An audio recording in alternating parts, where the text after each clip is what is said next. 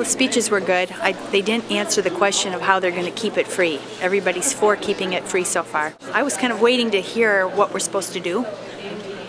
I came because I'm unemployed and the internet is very important to the unemployed. Okay, so I'm very new to the campaign, but this is about bringing Latino organizations and organizations who are committed to doing media justice work and make sure that we have influence over the decision making around the internet and make sure that internet is open for Latinos. Net neutrality allows a level playing field to be able to compete. By being able to use the Google document, it's a way that people can call that phone number and to be able to express their interest or in other murals, express their interest on some of the ideas of the mural, and then we can edit them. You can make a heck of a lot of money if you violate it. That's what it comes down to. And if the customers have nowhere else to turn and you're not democratically accountable as a provider, then it's a great reason to maximize profits for your shareholders. But it's really bad for the community. We're pushing the FCC, and the question is whether or not Chairman Janikowski is going to do what needs to be done. And we'll find out maybe next week when he's in town. I mean, it's been so empowering to hear kind of the personal stories that I've been spending months doing research on this case study. To hear the personal stories that go along with it has really been quite moving. I don't think there actually is anything more important right now than ensuring that the internet remain free and neutral to content for everyone who's using it. What I mean by free isn't free as in, here, let me give you a free beer. What I mean is that there's no restrictions on what people can put on it and how that content is distributed over the internet. The internet has been free, it has been neutral from the beginning. It was designed to be neutral. Right. All we're talking about here is just codifying that.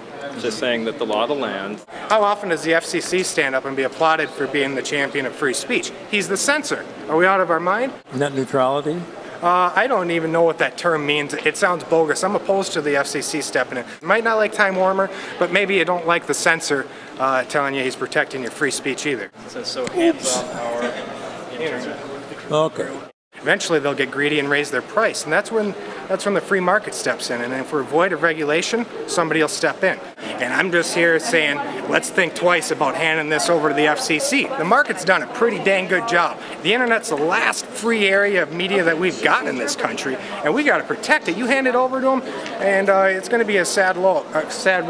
We need to make sure that net neutrality is in place so that people can have great access not only to our free programs, but for those of us who have to do research and for our public affairs programming, that we have unfettered access to all those resources on the internet. As the Verizons and the Googles and the AT&Ts all sort of get emboldened by the deregulatory fever that took place in Washington for so many years, then I think you find very quickly that they will do the same now if the FCC does not reassert its authority. Actually, the FCC has never involved itself in content.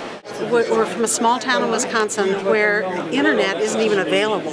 In the villages it is, but in the larger in the rural community, my husband teaches computer classes, and he finds that many of the people in the classes, all they have is a phone access to the internet. It separates the haves and the have-nots even more. And if we're going to be looking toward the future, we really need to look toward having it available to everyone in an equal basis. Benevolent government, depending as to who there is, may curtail our freedoms as well. And is there a risk, talking about money, is there a risk that, if Comcast, Google, NBC, Verizon all but owned the internet, that it would be much harder for us small people to make our money? You're right, absolutely. It's not just a question of making money, but also to provide the real free information.